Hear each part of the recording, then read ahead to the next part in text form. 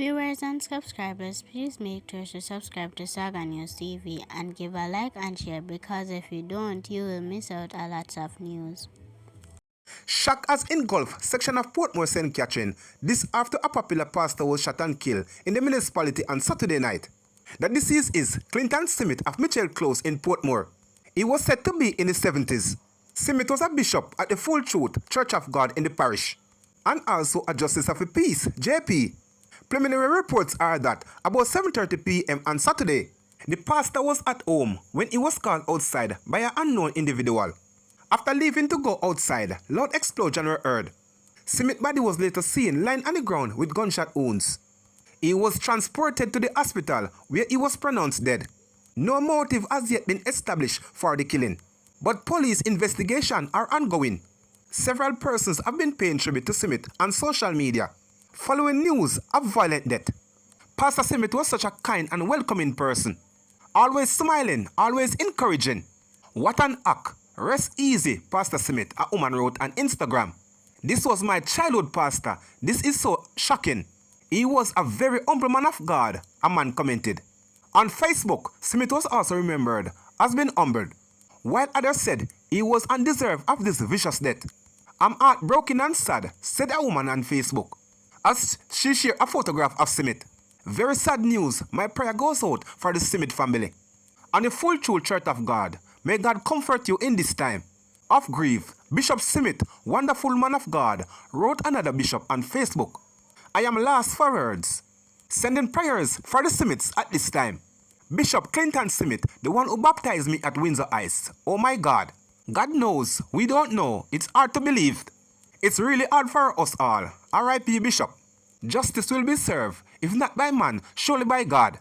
I pray for the wife and the rest of the family, that they will take comfort at this time of bereavement, a man wrote. Simit is the second religious leader to be killed since the start of this year, both in St. Catherine and also the St. Catherine South Police Division. On the night of Saturday 18, Michael Spence, who was a 41-year-old pastor of Overflow and 19 Pentecostal Gospel Church in Olaba, St. Catherine, was shot and killed by two unknown assailants along West Street in Olaba, St. Catherine Town Center. His wife, an apostle at the same church, confirmed to reporters last month that her husband was once a feardan from Garden Pen, Spanish Town, but said he had changed his life, turning to the pulpit to spread the gospel.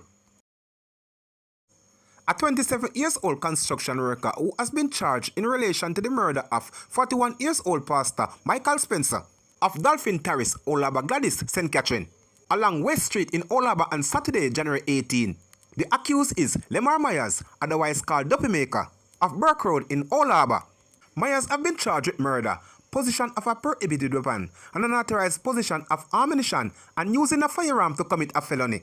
Reports from the Olaba police are that about 8 p.m. Spencer was at his stall when Myers approached him, brandished a firearm, hitting the pastor in the head and other section of the upper body, before escaping on foot in the area. The police were summoned, and on their arrival, the injured man was assisted to the hospital where he was pronounced dead. An investigation was launched into the murder, and Myers was listed as being warranted. 2 days later, he turned himself into the police and was charged, following a question and answer session with investigators in the presence of his attorney. It has since emerged that the deceased pastor was once a fair underworld figure in a St. Catherine community before abandoning that lifestyle and turned to the pulpit to spread the gospel. Myers' court date is being finalized. Fidel Ferguson, who escaped police custody at the Barney Street lockup in Montego Bay, St. James, in December of last year, has confessed to the crime. Ferguson, a 36-year-old resident of Mountain View, Greenwood, St. James, is to be sentenced on February 18, 2025, after pleading guilty on Wednesday to escaping custody. Head of the sentencing parish judge, Diane Bernard, has ordered a social inquiry report, as well as for his criminal records, to be submitted to the court.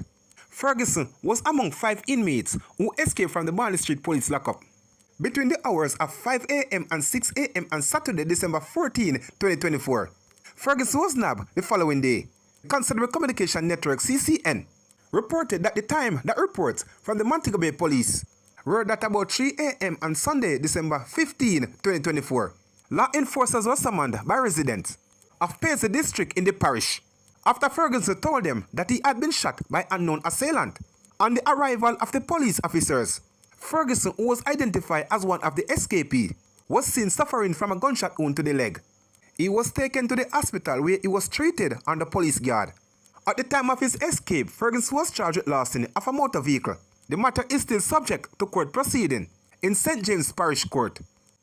Of the other 4 escapees, Edgar Spence, who was fatally shot during a reportedly confrontation with the police in Valley Heights, St. James, on the same day he escaped custody.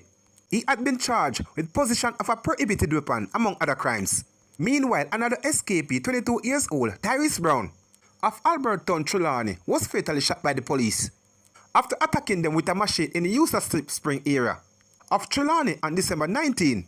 Brown was in custody and charged for murder, rape, and other offense at the time of his escape. Police Commissioner Dr. Kevin Blake and members of his team reportedly escaped serious injuries after they were involved in a motor vehicle crash in Outraya, St. Anne's on Sunday.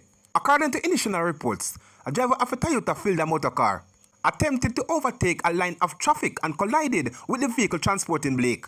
The incident occurred sometime after 11 a.m. according to source. Blake was not injured as a result of the incident. Unconfirmed reports are that the driver of the Toyota Fielder was taken to the hospital for medical attention.